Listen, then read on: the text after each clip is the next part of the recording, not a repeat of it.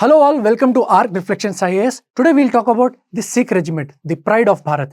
When we think about the Indian Army, one powerful image comes to our mind. A turban, a beard and a war loud cry, Bole Sonihal, Sat Sri Akal. This represents the Sikh Regiment, one of the most decorated regiments in Indian history. And in recent years, recruitment from Punjab has been declining. Why is this happening? Let's understand the complete picture. For decades, Punjab has been India's one of the most decorated army regiments. So, when the recruitment patterns begin to change, it raises an important question.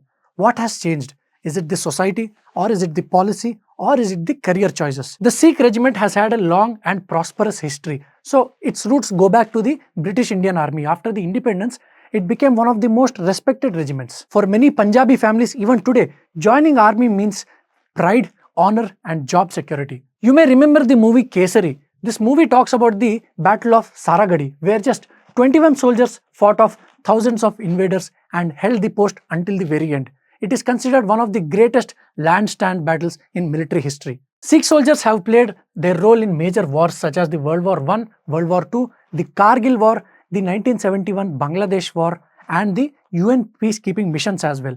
The regiment has earned dozens of battle honors and thousands of gallantry awards. So what happened? Why are fewer young people from Punjab joining the Indian Army today? Well, there is no single reason. It is a combination of social, economic and policy changes. The Indian Army has had many regiments. So namely the Sikh Regiment, Punjab Regiment, Rajputana, the Madras and the Maratha Light Infantry. So earlier the recruitment was heavily dependent on the traditional method. So it was the traditional martial belt regions. Today the army is moving to pan-India recruitment to the modern era. So the recruitment is now evenly spread across the country. This means the share from traditional regions will naturally appear lower. This shift does not mean fewer opportunities. It means the army is now becoming more regionally balanced. In 2022, the government introduced something called as the Agnipath scheme. So earlier, army services meant long-term career, a defined pension and a lifetime financial security. Now, most recruits serve as Agniveers and only some of them continue long-term.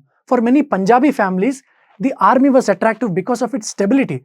This change has created hesitation among some youth aspirants today from Punjab. Punjab has changed a lot in the last 20 to 30 years. Today, many young people aim to study abroad, be it UK, be it Canada or Australia as well. And the private sector jobs are also interesting them a lot.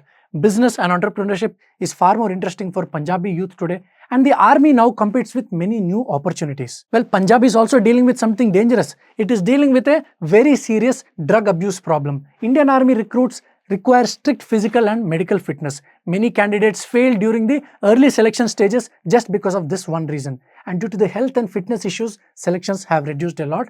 And this has become a major recruitment challenge. This is very important. This trend does not mean in any way that Punjabis are any less patriotic. This trend only means that the society and career choices are changing with time. So what can we do to improve this situation? Well, experts suggest that there needs to be many steps that can be taken. For example, better awareness of the Agnipath scheme, clear career pathways after the service, skill training for ex-servicemen and strong anti-drug programs to keep the youth safe.